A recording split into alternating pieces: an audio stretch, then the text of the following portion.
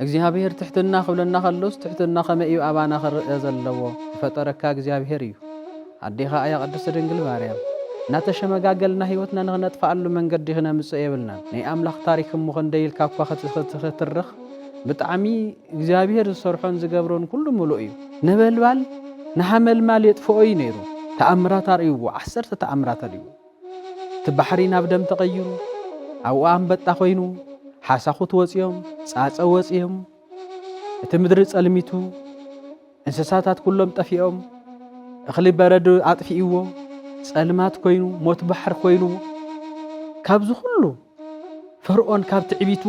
ታየዋሃን ነተውሂዋቶ ዝነበረ ጸጋ አጥፊእዋ ስለ ዝነበረ ክትምለሰሉ ይከኣለት እዚ ዕብየትን ስልጣነን እዚ ዝሃብካን እግዚአብሔር ተመስገን ካብዚ ዓዲ ናብ ሓለ ዓዲስ ጊርካ ስራሕ ንኽሰርሕ ኣብ ዝተፈላለዩ ወፃኢ ሃገራት ከይደ ስራሐይ ክባረኸለይ ዝገበርካን እግዚአብሔር ተመስገን ኣብ ዓዲ ማተይ ከይደውን ልዑልን ዲፕሎማስን ጽዑንቶ ፈጣርን ምሁርን ክኸውን ዝገበርካን እግዚአብሔር ተመስገን ሓላው ኮይነ ትሕቲ ኩሎም ኮይነ ትሕዚ ልኽሰርሕ ኣለኒ ንምንታይሲ እግዚአብሔር ልዕል ከብለኒ እዩ ካብ ዕለታት ሓደ መዓልቲ ተማቦታት አይ ተሓላው እዱ ኩሉ ግዜ ናብ ዝተጸዋዕናዮ ንዝገዳም ዓቢ ስለ ዝኾነስ ናብ ዝተጸዋዕናዮ ክብረ በዓልን ናብ ዝተጸዋዕናዮ ተስካርን ገሪፍናዮ እንዳኸድና ካብኡ ሓደ ሓወም ውሕጅ ወሲድዎ ደንጊጾም ብጣዕሚ ተመነኮሳት ናበኸዩ ደንጊጾም ሓወም ብውሕጅ ስለ ዝተወስደ ምድሓን ስለ ዘይከኣሉ ደንጊጾም በኸዮም እናሃለዩ ንሱ ግን ናብ እግዚአብሔር ዝማሬ ኣቕሪቡ በሉ እግዚአብሔር ዝሃበኒ ጸጋ ኣላ ሰይጣን ብትዕቢት ከየውድቐኒ ትሕት ኢለ ዝነብረላ ንሳ ንኻልኦት ከይትነግሩለይ በትዕቢት ስለ ክወድቕ ዘይደሊ ሓደራ እሞ ክነግረኩም ኢልዎ ሕያው እግዚአብሔር ተኢሎም ቅዱሳን በቃ እዮም ሕያው እግዚአብሔር ኣይነግረልካነ ኢሎም ናትካ መኪና ካብ ኩሉ ዝትፈልጽ መኪና ስለ ዝኾነት ክትዕበየላ ድዩ ዘለካ ወይስ እግዚአብሔር ከተመስግነላ ክዳንኪ ናብ ባሕሪ ኣትዩኳስ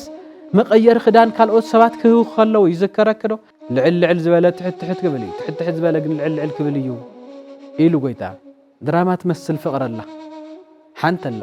ድራማ ትመስል ፍቕሪ ኣነ ብዘይንሳ ምንባር ኣይክእልን ኣነ ብዘይንሱ ምንባር ኣይክእልን እኽልውን ምብላዕ ኣይከኣለን ብስሩውን ሓንቲ መዓልቲ ክሓድር ይመስለን ዓለም ናብ ዝባነይ ዝግልበጠኒ ዝፈርሰኒ እዚ ገዛይስ ዝነብር ዝውዕል ዝሓድር ኣይመስለንን እዛ መሰንተርያ ፍቕሮም ክተበላሸሎም ነይራ እዛ መሰንተርያ ክተጨፋልቆም ነይራ እዛ መሰንተርያ ከተቃትሎም ነይራ እዛ መሰንተርያ ንብዙሕ ግዜ ሰብ ዝተምሃረሉ ፍቕሮም ክትብትነሉ ነይራ ሰይጣን ብዘይ ኣትዮ መንገዲ የለን ኣብ ቅርሺ ተደሪቡ ይመጽእ ኣብቲ ዝውሃበካ ቅርሺ ኣብቲ ሰሪሕካ ዘብዛሕካዮ ቅርሽስ ኣብኡ ተደሪቡ ይመጽእ ከመይ ንኸይትህብ እዚኣ ትጎድለካ እየ ንኸይትህብ እዚ ድኻ ትህቦ ለባማ ሰባት ከምዚ ዝብሎ ኣለዎ ሽመይ እግዚአብሔር ይፈልጦ እዩ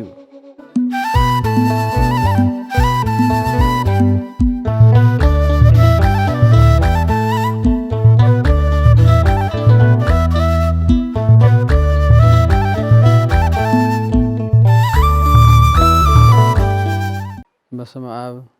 ወወልድ ወመንፈስ ቅዱስ አሃዱ አምላክ አሜን ኣብ ዓድኑ ኣብ ወፃእን ዘለኹም ክቡራን ናይ እግዚአብሔር ደቂ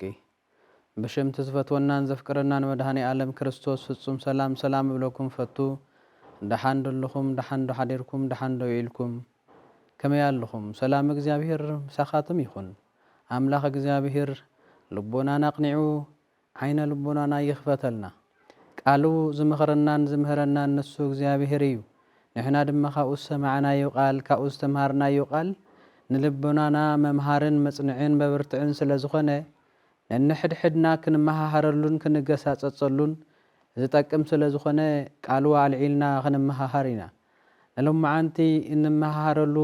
ነጋገረሉ ቃላት ድማ ከምዚ እዩ ሰይጣን ብትዕቢት ከየውድቐና ብኸመይ ክነሸንፎ ይግባአና ሰይጣን ንዓና እግዚአብሔር ዝሃበና ጸጋ ኸይምንጥለና ንሕና ብኸመይ ኢና ካብቲ ትዕቢት ክንወፅእ ንኽእል ሰይጣን ዝተሃበና ጸጋን ቆመናን ኩሉ ናብኡ ወሲዱ ከየውድቐና ከይወስደናስ ንሕና ከመይ ዝበልና ለባማት ከመይ ዝበልና ጥበበኛታት ኢና ክንከውን ዘለና ብኸመይ ኢና ናይ ሰይጣን ተንኮል ክንፈልጦ ዘለና እግዚአብሔር ሰላም ክብለና ከሎ ሰላም ከመይ ባባና ክዓስል ዝኽእል እግዚአብሔር ፍቅሪ ክብረልና ከሉስ ከመይ እዩ ፍቅሪ አባና ከመይ እዩ ፍቅሪ ዘለዎ እግዚአብሔር ትሕትና ክብለና ከሉስ ትሕትና ከመይ እዩ አባና ክርአ ዘለዎ ስለዚ ነቶም እግዚአብሔር ዝሃበና ጸጋታት ኩሎም ንምብልሻውን ባዶ ኮይነና ከነብር እሞ ካብ እግዚአብሔር ክንፈላለን ድማ ሰይጣን ቀትርን መዓልትን ይጽዕር ቀትርን መዓልትን ይጽዕር ትስተውሃወና ጸጋን መውሳድ ቀትርን መዓልትን ይጽዕር እዩ ስለዚ ካብ ትዕቢት ከመይ ኢና ክንወጽእ ዘለና እግዚአብሔር ብዙሕ ጸጋ ይቡካ አንታ መንእሰይ ብዙሕ ሃፍቲ ይቡካ አንታ መንእሰይ ብዙሕ ቆመናን መልክዕን ጸጋን ይቡካ እግዚአብሔር ንስኻ ዓብ ዓለም ከውድቐካ እንተ ኮይኑ እንታይ ድዩ ኢሉ ብሰብ አምጽኡ ዘዛርበልካ መስለካ ንዓኻ ዝመስል እኮ የለን መልአክ ኢኻ ትመስል ንዓኻ ዝመስል እኮ የለን አደይ ማርያም ኢዳ ተሓጺባ እያ እኮ ፈጢራትኪ ዝፈጠረካ እግዚአብሔር እዩ አዴኻ እያ ቅድስት ድንግል ማርያም አዴኻ እያ ቅድስት ድንግል ማርያም ኢዳ ተሓጺባ እያ ንኻልኸ ኢዳ ተሓጺባ ኣይተባርኾን እግዚአብሔር ንኻልኸ ኣይባርኾን ኣይፈጠሮን ማለት ድዩ ንኹለና ዝፈጠረና እግዚአብሔር እዩ ጸጋ ዝሃበና ድማ እግዚአብሔር እዩ ስለዚ ከምዚ ብምባል ብትዕቢት ክንወድቕ ብትዕቢት ካብ ዝተዋወና ጸጋ ከነፍለ ሰብ ይገብር ካብዚኣቶም ኢና ክንወጽእ ዘለና ካብዚኣቶም ክንወጽእ ኣለና እናተሸመጋገልና ህይወትና ንኽነጥፋኣሉ መንገዲ ክነምጽእ የብልናን ለባማት ብርቱዓት ኢና ክንከውን ዘለና ፈርዖን እስካብ ሞት ዘብጽሖ ትዕቢት እዩ እስካብ ሞት ዘብጽሖ ትዕቢት እዩ ረኣይዎሞ እስራኤላውያን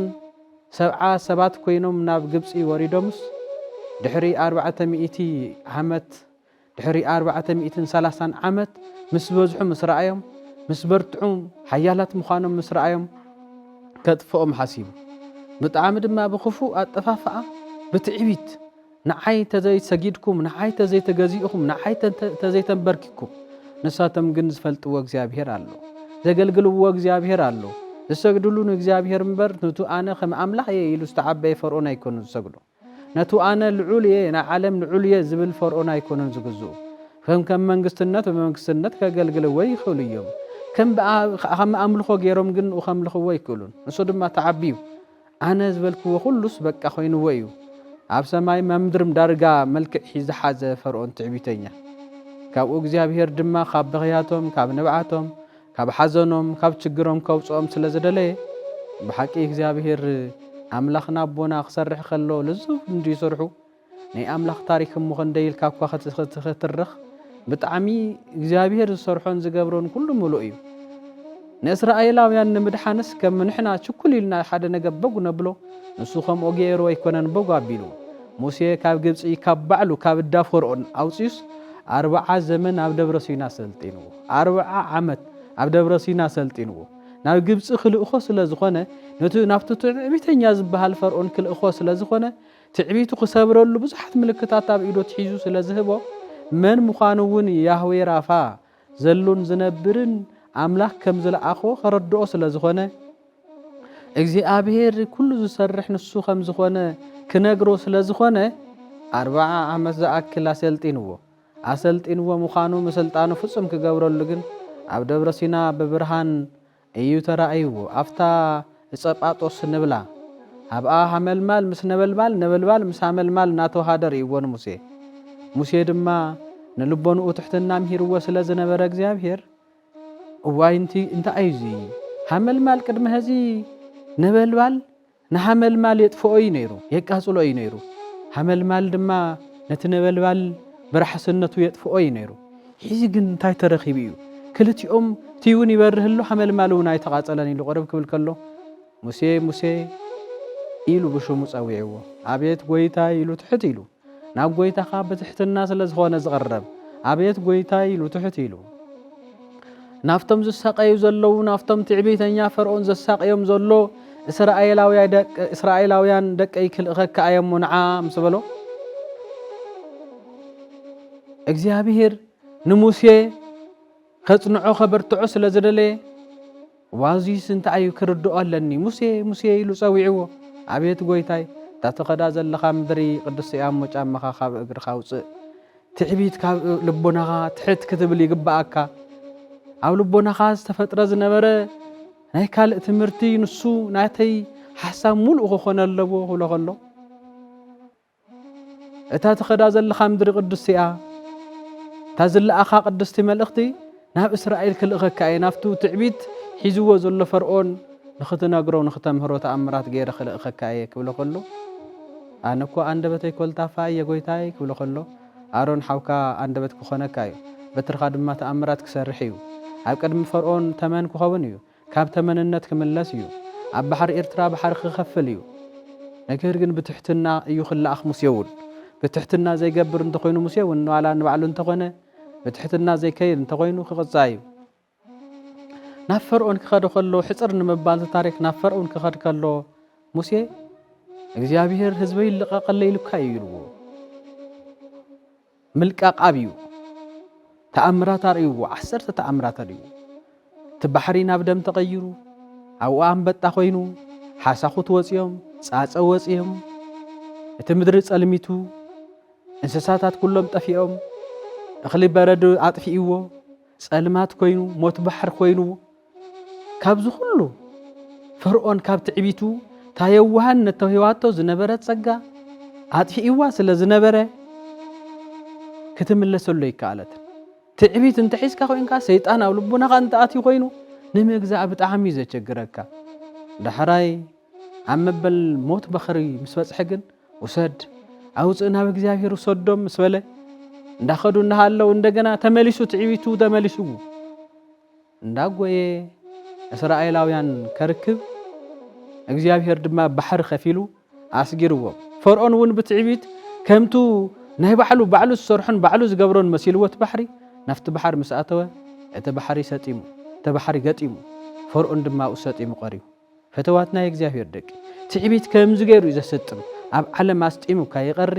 ኣብ ካብ ሂወት ተፈሊኻ ሰጢምካ ትተርፍ ማርያም መግደላዊት ሰይጣን ከውድቓ እንታይ ገይር መሲልኩ ገጻ ብምስትዋት ክትርእሞ መልክዓኛ ከም ዝኾነት መጀመርያ ኸርእያ ደልዩ ድሕሪ እዚኣ እዩ ናብ ልቦና ኣኣትዩ ንማርያም መግደላዊት ንዓኸ ዝመስል ኮይለን ክብላ ብምስትዋት ምስ ረአየት ንዓ ብጣዕሚ መልክዐኛን ቆንጆን ምዃና ርያ እዚ መልክዕ እዙይ ዝሃብካኒ እግዚአብሔር ተመስገን ክትብል ነይርዋ እዚ ገንዘብ እዙይ ዝሃብካኒ እግዚአብሔር ተመስገን ትብለለካ እዚ ሓሳብ እዙይ ዝሃብካኒ እግዚአብሔር ተመስገን እዚ ዕብየትን ስልጣነን እዙይ ዝሃብካኒ እግዚአብሔር ተመስገን ካብዚ ዓዲ ናብ ሓለ ዓዲስ ጊርካ ስራሕ ንኽሰርሕ ኣብ ዝተፈላለዩ ወፃኢ ሃገራት ከይደ ስራሐይ ክባረኸለይ ዝገበርካኒ እግዚአብሔር ተመስገን ብዙሓት ዶላራትን ቅርሽታትን ክሕዝ ክውንን ኣብ ዓዲ ማተይ ከይደውን ልዑልን ዲፕሎማስን ጽዑንቶ ፈጣርን ምሁርን ክኸውን ዝገበርካኒ እግዚአብሔር ተመስገን ኣብ ዓዲ ካልእ ከይደውን በተዛሃብካኒ ጸጋ መልክዕ በተዛሃብካኒ ጸጋ ቁመና በተዛሃብካኒ ገንዘብ ኩሉ ኣብ ዓዲ ማተይውን በተዛሃብካና ኣእምሮ ነቲ ዓዲ ከመሓደርን ክሰርሕን ክብርትዕን ክልዕልን ዝገበርካኒ እግዚአብሔር ተመስገን ክትብል እንዳሃለየካ ብናይ ባዕልኻ ብምውሳድ ባዕልኻ ከም ዝገበርካዮ ጥራሕ ከም خذوخنا غير كاب مرأي نبت عبيت تورد نبت عبيت حلف زي شيطان أمانجو كيف تترخي ويعطيو كميديو مريم مجدلاويت مسر آية نأخذ مسل كويلن بملكة عبز خبابكو نأخذ مسل يلن نأخذ دلسب نأخذ مسل كخونا اللويل بتعبيت مسمكحة أمانجو كريستوس مسمتنا أجرو دنني لامس ودقتيا فتصوم دحنا زرخوات مبر بتو سيطان أتيواز نبرس كتتأفي يعني ران زلالة ويتاجن دار آية كم حارز قبهم كيود خين ود تمرتين كلنا يهبنا يو نخلنا ملكتو يرينا يو ويتاج زابير نخلنا أنفتو يجلس لنا يو زابير مريم مجدلاويت دمنا بتقان كيرو دمس اسمعوا نزلت وس كمتوي دمس اسمعوا لما عندي أبغزخا مدحان خونيو زبالو እግዚአብሔር አምላኽ በብዕለቱ ዝትምርቱ ዝየምህረናይ ንዓኸ ትድሕኒ ካብ ድሕሪ ሕዚ ናይ ፈያት ሓላፈይ ትኸውንን ሎማ ዓንቲ ክትድሕኒ ምድሓን ክፍጸም ይብገዘኻ ኣብ እንዳ ስምዖን ኣትዩ ስምዖን ንማርያም ብትዕቢት መልክዕ እዚኣኮ ዘማዊት እያ ኢሉ ክዕቢ ከሎ ግደፍ ስምዖን ናይ ትሕትና ስራሕ እያ ዝሰርሐት ሓጢኣታ ክድምሰሰላ እያ ዝለመነት ንስኻ እኮ ኣብ ገዛኻ መፅአ ንእግረይ ማይ ሃይሃብካንን نرأسي دما كبعتها يلخخانا نخا نساقن اقري بنبعات حاسيبا لخاي شرطة دما مسيئا لخيها قيرايا سلازي تحبيت حماق مودغيو هذا نقرك نقربكم حدا تاريخ خنقركم تعبيت مودقي مخانو استردو حدا أبو خنقركم تعبيت مودقي مخانو استردو حدا أبو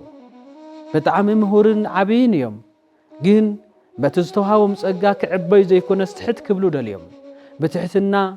بحقينا يجزاهير صقا سلازركبيو كم زغيرو اي دغوا ممهريو اي ونجل ممهريو اي قداسي ممهريو دحراينا بحدا قدام كاتو خلو اي ጎይታ ዝበለኮ ከምዚ ዝበለ መንፈስ ድኻታት በጽዋህን የም መንግስተ ሰማያት ንዓቶም ያሞ ይዝበለ በትዕበይ ትርከብና እግዚአብሔር መንግስት የላን በትሕትና ግን እግዚአብሔር በረከት መንግስትም ተርከብያ እዚ ሁሉ እዚ ዛሃብን እግዚአብሔር እዩ ሰይጣን በትዕቢት አትዩ ከየውድቀኒ አነ ትሕት ኢለና ኣብዚ ቦታ እዚ ከአተልኒ ምንም አይፈልጥን ምንም አይተማርኩን ምንም ይብለይን ኢለ አዱ ክሕልልኒ ሓላው ኮይነ ትሕት ኩሎም ኮይነ ትሕዚ ለክሰርሕለኒ نمنتايسي እግዚአብሔር ልዕልዕል ከብለኒ እዩ ሰይጣን ድማ ብትሕት ልበል ኩሉ አይፍትነንን እዩ ልዕልዕል ክብል እንታይ ለየ ዝፍትነኒ ትሕት ክብለለኒ ኢሎ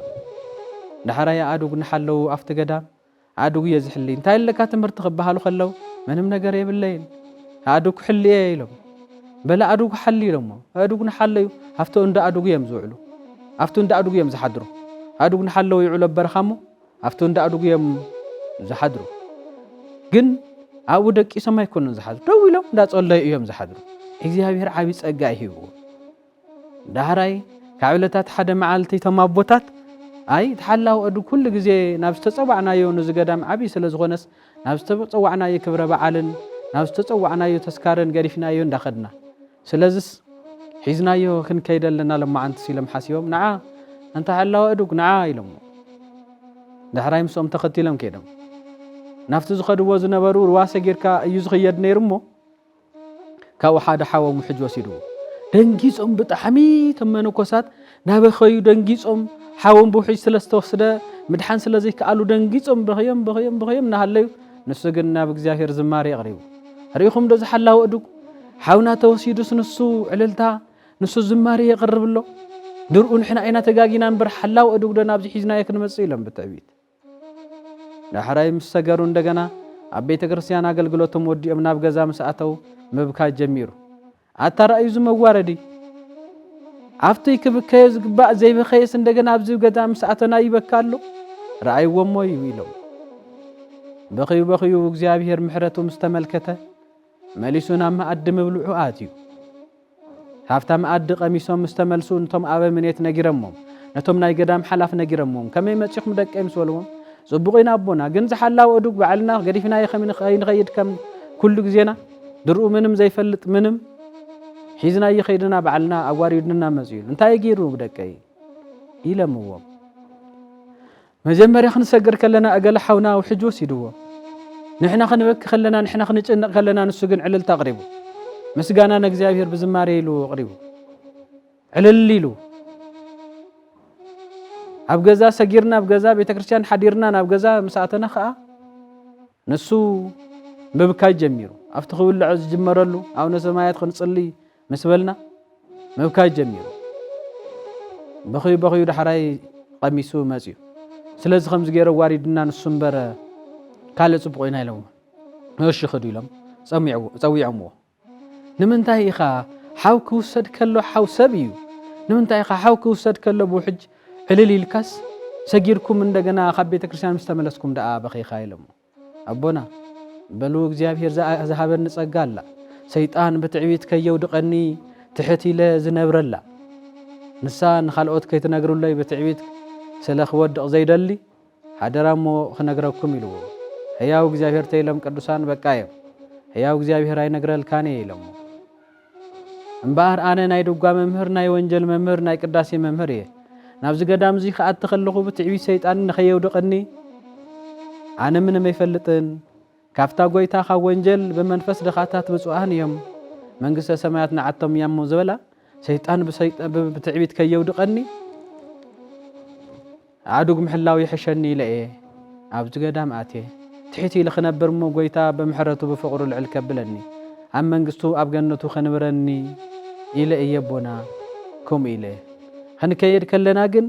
እቲ ሓወይ ስጉኡ ሕጅ ክወስዶ ከሎ ነብሱ ግን መላእክቲ ተቐቢሎም ናብ ገነት ክወስድዋ ከለው كما يعلل زيبل زلعالماوي كبري كوي زركب زل حوي ناي ملائكة مسجانا كوي زقرب زلو مستم ملائكة يه مسجانا زقرب كول سجيرة دم أفتجازا مسكركو خاب بيت كريستيان مستملسنا اتا نفسي مسواتي قرب الله نخوص خلا دليا صلوت نخوص خلا دليا دحراي نزيخا اغزابير محاري خامو يقربلي لدنني لبخيه اغزابير محرتم سقربه تسيئ اخلط عيما مصي ابونا ازيا ايا تامستيرا يلو تحتنا زهب زيو تحتنا زحازه سب زمصو زبصحو نابزيو انت مفتواتنا اغزابير دقي عبي هابتي بكم الله عبي بيتي بكم الله ناتكا مكينا خا كله زتفلص مكينا ስለዝኾነት ክትዕበየላ ዲ ዘለካ ወይስ እግዚአብሔር ከተመስገነላ ናትካ ገዛ ካብ ካል ገዛ ዝበለጸ ስለዝኾነስ እግዚአብሔር ከተመስገነሉ ዲ ዝግባስ ወይ ካስ ክትዕበየሉ ይዝግባ ከምቲ ኢዮብ ዝበሎ ካብ አዲኻ ማህፀን ዕርቃን ካብ መውጻኻ ተፈልጥ ዲኺ ምንም ዘይነበረኪ ናብ ወጻ ሃገር ክትሰግር ከለኺ ምንም ዘይብልኪ ኣብ ጀልባ ኳስ ዝብላዕ ዝስተ ዘይነበረኪ ከም ዝኾነ ተፈልጥ ዲኺ كدان كنا بحر آتيوكاس مقير خدان كالأوت سبات كهو خلوا يذكرك كده دحناي دحري تاريخي يرأي كده تذكريه ده حيزي دولار سلس تدرلكي ويكا جنزب سلس حاسكي ويكا عدنا وصان جزاء سلس سرح خدي ختعبي ولاس كمي نسخي ملك عنيا نسخة ملك عنيا سلس غون كاريو تعبه ولاس كمي كله تحسطونا يجزاوير كم زخنا نابكو ده نصركو شو حتى عمتا برخا كم انسسا خوينو خنبر زخونلو قداي بتعبيتي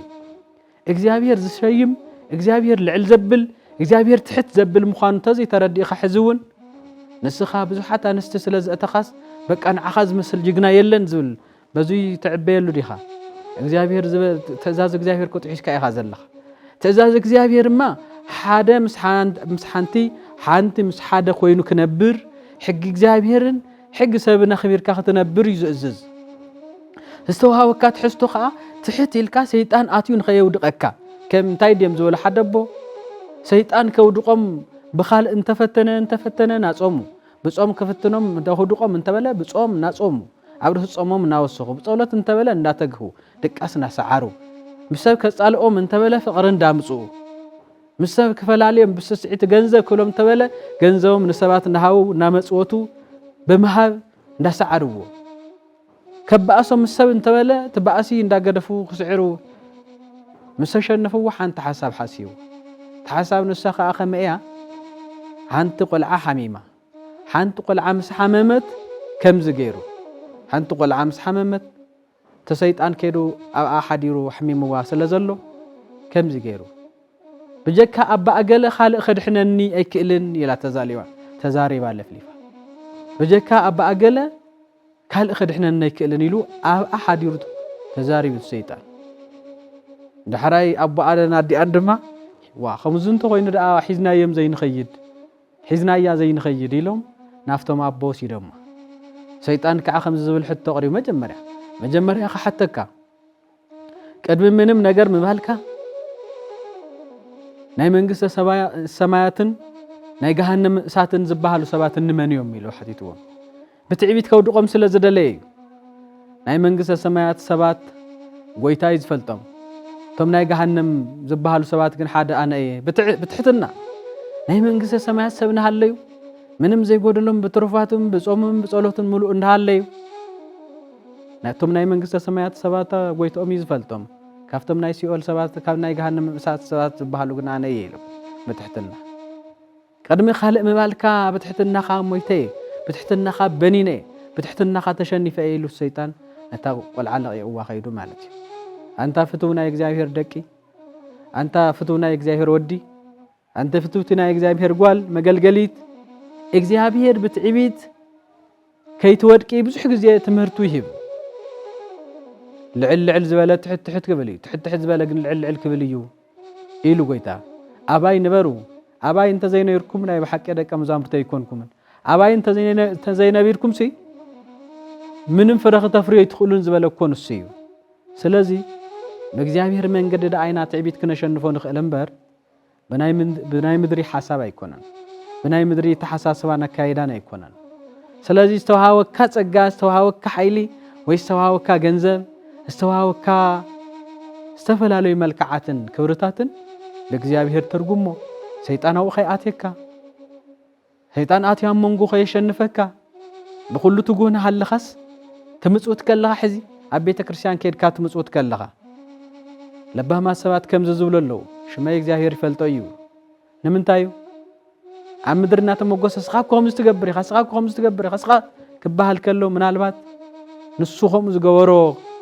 ፈጺሙ በይኑ ኸይመስሎ እግዚአብሔር ኣብ ልቦኑ ሓዲሩ እግዚአብሔር ቅዱስ መንፈሱ ሕዲሩሉ ዝሰርሖ ስራሕ ምንታን ክኾነሉ ሽማይ እግዚአብሔር ይፈልጦ እዩ ሽማይ እግዚአብሔር ይፈልጦ እዩ ሞዚኣ ስርሑለይ ናይ ብዙሕ ገንዘባት ናይ ብዙሕ ስራሕትታት ሰሪሑ እንዳሃለስ ሽማይ እግዚአብሔር ይፈልጦ እዩ ሽማይ ጎይታ ይፈልጦ እዩ ይብል ትብሉ እዚ ናይ ትሕትና ስራሕ እዩ እቲ ትህቦን እቲ ትገብሮን ኩሉ ምእንታን ክትርአ ምእንታን ክትስማዕ ምእንታን ጎይታና ኣገለኮ ኣተኡ ገለኮ ወይዘሮ ኣገለኮ ከምዚ ዝገብረ ኣየን ተባሂልካ ምእንታን ክትንገር ኢልካ ተገብሮ እንተኾይኑ ግን ኣብቲ ኣብኡ እዩ ዝተርፍ ትሕትና ዘለዎ እንተኾይኑ ግን ናብ እግዚአብሔር እዩ ዝቐርብ ናብ እግዚአብሔር እዩ ዝልዕል ስለዚ ሰይጣን ብዝተፈላለየ ምስልቲ ኣብ ጾም እውን እንታይ ይገብር መስለኩም ኣብ ጾም ክትጾም ክትብል ከለኻስ ከውድቐካ ከደልኸሎ ንዓኻ ዝመስል ኮስኻ ኮስካ 11 ሰዓት ኢኻ ትጾም ኣለኻ ነገለ ኮስካ 6 ምብጻሕ ሲንዎም ድሕራይ ትጾምካ ብትዕቢት ይብትኖ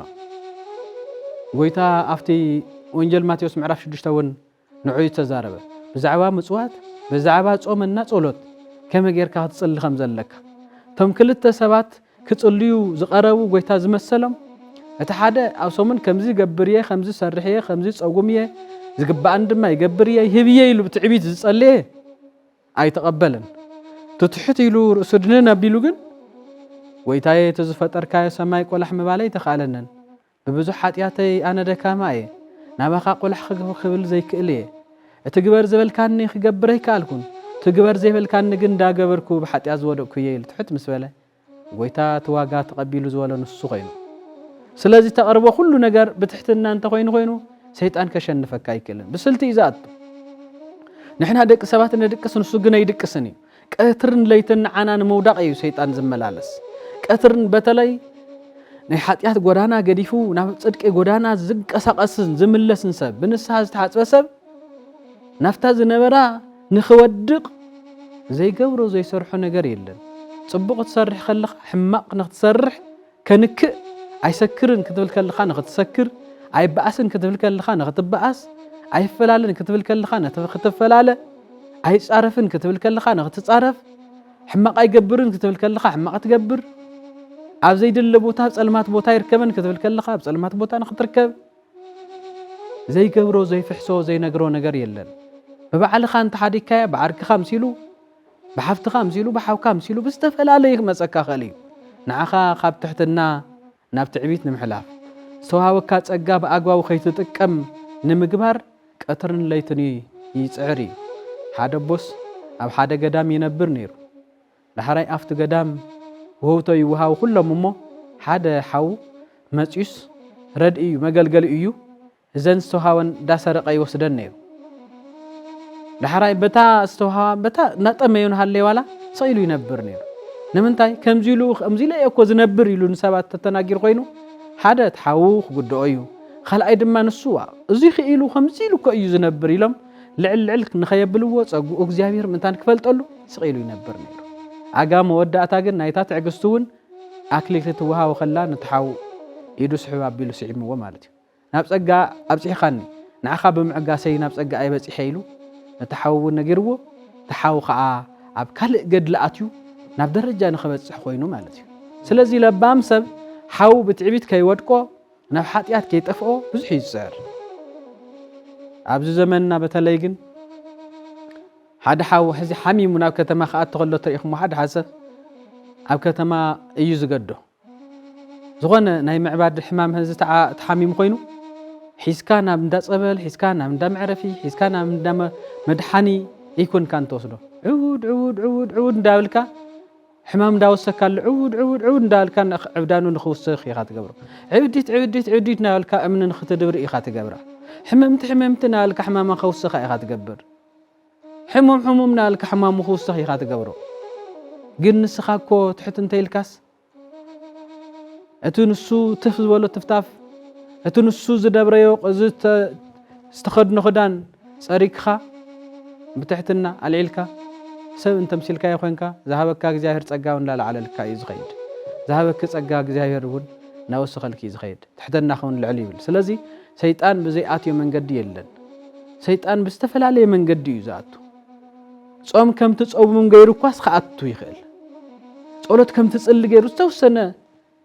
ዲስታንስ ይህበካሞ ድሕሪ መጨረሻ ክቁልፍ ይፍትን ጾም ከመይ ጌርካ ኢኻ ትጾመለኻ ትርዶ ጉጉይ ጾም ከይትጸውም ትርዳእ ጉጉይ ጸሎት ከይትጽሊ ትርዳእ ጉጉይ ፍቅሪ ከይተፍቅር ትርዳእ ጉጉይ ሓዳር ሒዝካ ከይትህሉ ትርዳእ ጉጉይ ምኽሪ ሒዝካ ከይትህሉ ትርዳእ ጉጉይ ኣካይዳ ጉጉይ ንግዲ ሒዝካ ከይትህሉ ትርዳእ ጉጉይ ንግዲ ሒዝካ ተኾይንካ እቲ ጉጉይ መሊሱ ቅድመኻ ዓብይ ጉድጓድ ኣሎ ናብኡ ይኸጽድፈካ ናይ ሰብ ደም ብምፍሳስ ሃፍቲ የለን ናይ ሰብ ኮላሊት ብምቕንጣስ ብምቑራጽ ሃፍቲ የለን ንግዚኡ ሃፍቲ እንተመሰሎ ከምኡ ዝገብር እንተልዩ ሃንጊ ሰሪሑስ ዝእክቦ ገንዘብስ ሃፍቲ ይኮነን ገንዘብም ኣይኮነን ሞት እዩ ጥፍኣት እዩ እግዚአብሔር ምኽሓድ እዩ ስለዚ ከመኻ ንዝበለ ሰብ ብስራሕ ብፍልጠትካ ብዝሃበካ ፍልጠት ብትሕትና ኮንካ ሰሪሕካ ወፂኻ ወዲድካ ሰራሕካ ይሃብቲ ግን ኣባኻም ህሊናኻ ዝረግዐ እዩ ኣብ እግዚአብሔርም ከምኡ እዩ ስለዚ ብጉጉይ ጾም ብጉጉይ ጸሎት ብጉጉይ ፍቅሪ ከይትነብር ምጥንቃቕ ይድሊ ከመይ ድዩ ሓንቲ ዝፋተው ሰባት ነይሮም ክነግረኩም ብዙሕ ግዜ ኣብ ምድሪ ዝሰምዓ ፍቅሪ ትበሃል ድራማ ትመስል ፍቅሪ ኣላ ሓንቲ ኣላ ድራማ ትመስል ፍቅሪ ኣነ ብዘይንሳ ምንባር ኣይክእልን ኣነ ብዘይንሱ ምንባር ኣይክእልን እኽሊ እውን ምብላዕ ኣይከኣለን ብስሩ እውን ሓንቲ መዓልቲ ክሓድር ይመስለን ዓለም ናብ ዝባነይ ዝግልበጠኒ ዝፈርሰኒ እዚ ገዛይስ ዝነብር ዝውዕል ዝሓድር ኣይመስለንን እንዳበሉ ትሰምዖም እሞ ዳሕራይ ዝኾነት ኩነት ሰይጣን ቀስ ኣቢሎ ማእኸሎም ኣትዩ ወይ ብገንዘብ ወይ ድማ ብንዋይ ወይ ድማ ብመንገዲ ወይ ድማ ብፕሮግራም ንሽቶ ነፍርስ ኣቢሉላ ኣጉድለ ኣቢሉላ እንተርእዩ እዚ ገጹ ኸይርዮ እዚኣ ገጸ ኸይርያ ወይ ይተፋቀሩ እንድኹም ወይ ይተፋተዩ እንድኹም ፍቅሪ ከመይ ድዩ ምፍታው ከመይ ድዩ ኣሕውነት ከመይ ድዩ ሓፍትነት ከመይ ድዩ ሓድነት ከመይ ድዩ ከምዚ ክትብሉ ከለኹ ትርእዮ ሓደ ኣብ ከምኡ ከመይ ድያ ነይራ እታ ፍቅሪ መስለኩም ግጉይ ትርድኢት እያ ነይራ ክልተ ኣሕዋት ከምኡ ዝበለ ፍቅሪ ሒዞም ነይሮም ሓደ ቦታ ክነግረኩም ብኸመይ ከም ዘፍረስዋ ብጣዕሚ ሰብስ ከምኣቶም ክኸውን ዘይገብሮ ዘይፍንቅሎ እምነ ይነበረን በዘይቲ ሓደ እኽለ ይበለን በዘይቲ ሓደ እኽለ ይበለን በዘይቲ ሓደ መንገዲ ይኸይድን በዘይቲ ሓደ መንገዲ ይኸይድን ከዛረው እኳ እንተ ኮይኖምስ ቆላሕ ተባሂሎም ይዛረቡ ነቲ ሓደ ሓው ከይተቀይም ነቲ ሓደ ሓው ከይተቀይም ከምዚ ኢሎም ናነበሩ ነይሮምስ ቀስ ሲሉ ሰይጣን ኣብ መንገዶም ሓንቲ እምኒ ደብሪ ኢሎም ሓንቲ ኣቕሓ ደብሪ ኢሎም ተብለጭልጭ ኣቕሓ መንገዶም ድብሪ ይብሉሎም ብሰብ ሓዲሩ ድብሪ ይብልዋ ናኸዱ ክቶም ክልቲኦም ኣሕዋትስ ተብለጭልጭ ነገር ተሓደር እዩ ሃባ ኢሉ ንምንታይ ኣነ እኮ ኣልዒለያ ኢሉ ኣነ እኮ ርእያ በዚኣ ተጋጭዮም በዚኣ ተባኢሶም ሓደ ዓብይ ኣቦ ብድሕሪቶም መፅዮም ዘምደቀይ እንታይ ደኣ ኮንኩም ኢሎሞ ኣቦና እዚኣ ኣነ ልዕለያ ኣነ እየ ባርእያ እዞም ደቀይ ፍቅርኩም ከመይ ድያ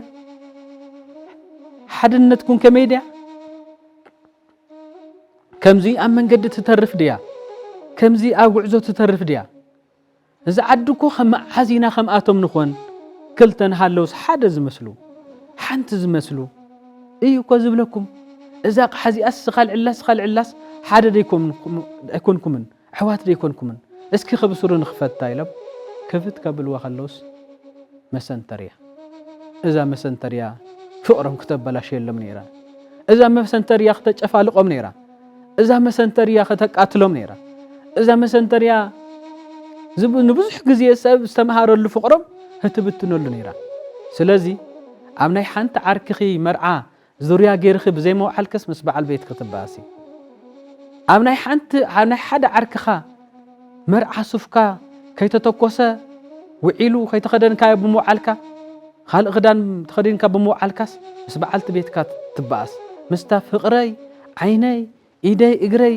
ኩለመናይ ዓለመይ ትብላ ሓፍትኻስ مساس تفلاله مساس تكراره زي خيري ازي خيتري ام خميدي اداني رازا فقرهم انا كو قال اجلئيه انا كو ود اجلئيه انا كو شو حتى خمزي زولو شو حتى بوتاي شو حتى بوتاتي خمزي زولها فاتم انا كو خمس شو حتى بوتاي خمزي زولو مهورات بوتاتي سلازي انا كو زي ابصري تمطنن زي كو يمطنن دالك بتعبيت دابلك بتعبيت ايكونن فقر مالت فقري انبابرا مالت شيطان زي اتيو تحتنا زلو كمتنا يبوتاتنا ابوتاتون نانستم دخبرو انستون نسوؤتن خبره ولدون نبوتاتم نخبر بتحتنا اقرم دحصو خدانم دحصو ماي نامصو كمزي انبابرا نيابوخا منقدي صبو منقد ريخا تحت يلكا اب لعل زبله ايغا تحدر سلازي انتي كبل دلي شيطان بزي اتيو منقد يلن اب قرش تدريبو ميمصي افتزوها وكا قرشي افسري خازب زحاي قرشس هاو تدريبو يمصي كمي نخيتب زيات قد لك ايل بتعي نخيتب زيد خاتبو هاد حدا غزي نتي تحز بلا سب منم نزيبلون نخما خاز بلا سبن كون كلو خمي تريو تحز بلا جلكم كم زبل خدانو ورد زبل سب كمي بتعبي تريغا تريو بتحتنا اندوم اغزيابير انت اي خوينو طمي وخمص خلو طمي يبلعغاني زبلكا نتو طمي زلو تهبمو اغزيابير لعلي بلكا عبرس صقخا صقا يسخكامو شيطان بسلتاوي منقد سلازخونه لاب تعبي زبصحنا ترغاغينا ابز دله درجه نخنبصح اغزيابير منتان كحجزنا بتعبيت كينودق خنرغاغا علنا نافت صبوق درجه نخنبصح تكلنيا زخونه منقد نحزلنا دحري بزح كعزون هيوتن اغزيابير اب بزح درجه يبصحكمو تدرجه نسو بتعبيت كين عليو بتعبيت كين بصحو بصبوق يدلنا بزح غزي صيمو خيخا بزح غزي صلي خيخا بزح غزي نقدامات ردي خيخا بزح غزي نبيت كريستيان ردي خيخا ردي خيخي تمرد اخي بتحتنا غنا منم زي غبركو ايه غنا بزح صرحيه بلي غنا بزح صرحيه بل بزح حفت زلكا بزح حفت صقا زلكاون اغزيابير املاخ يبني صقا عدلني ابز خبصح غيرني لكا تحت بل شيطان كيد كمكام انت كاب حسابات كان كاب صرح خان كابنا اغزيابير منغستون كيفليكا بخمز يكون من اسي برتعمو نابز دل درجه منتان كتبصح ناي اغزيابير صقام انتان كتركب بتحتنا استوهاونا نجر بتحتنا خنقبلون بتحتنا خنغلغلون يزغبامو املاخنا اغزيابير كاب تعبيت كافتم تعبيتنياتات سبات ناب تحتنا حيزنا نخنكيد كاب تعبيت نخندحن املاخنا اغزيابير يردانا زمنو ناي سلام ناي فقري ناي حدنا زمن يغبرلنا اتا اغزيابير زهابنا صقا ام معلاخ نبعلا اب تدل درجه خنبصحا قدوس فقاد يخونلنا سبحات لاغزيابير